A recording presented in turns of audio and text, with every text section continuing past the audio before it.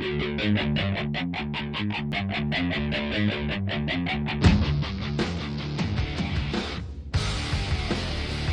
I have a couple more additions to my RC Workspace. These were donated to me by Coyote0976. Thank you again, man. But anyways, as you can see, I have RPM's Precision Camber Gauge and RPM's Monster Camber Gauge. Both of these are pretty much the same thing, except one is obviously bigger. That way I can measure bigger tires. So let's go ahead and open these up and check them out. I'll go ahead and open the smaller one first. As you can see, we have the gauge itself, followed by instructions and a big RPM sticker. Usually I get the double small one. And of course, a person who did all the packaging.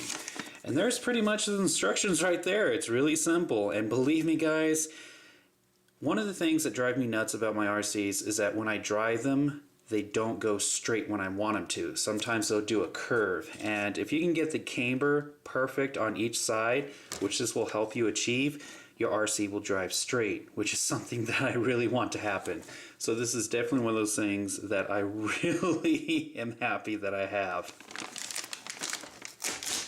And now let's go ahead and open up the big one. As you can see, same instructions followed by the gauge itself.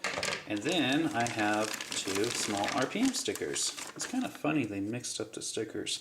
The small gauge got the big one and the big gauge got the small ones. Oh well. But yeah, there you go. You can see that it goes much taller than the other one. Either way, it's going to be really nice to use these. So let me go ahead and show you how these work. Here I have my Mini E-Revo, and I'm just going to go ahead and get the camber gauge, set it right next to the tire, and then push it up and make sure that it's aligned with it.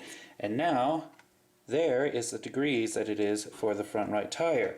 If I want to get it just right, I'm going to go ahead and set it up on the other side, and you can already see that it is not set up properly.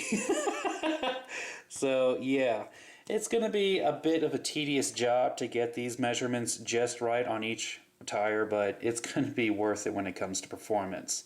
So here I have my girlfriend Stampede, and you can easily see this is when you're going to want to use the Monster Camber Gauge. That flat edge goes well beyond the tire, which means I'm going to get a very accurate reading. With a smaller one, it just barely makes it. If this tire was any bigger, this thing would be useless, because this flat edge has to reach the top outermost curve of the tire. If it doesn't, you're not going to get a very accurate reading. So in this case, I'd highly suggest just get the Monster Camber Gauge. It can measure small and big tires. However, if you're never going to use anything bigger than a Talon tire, then just go ahead and use this. Not to mention, this will be easier to take down to the racetrack than that, since it's so much bigger.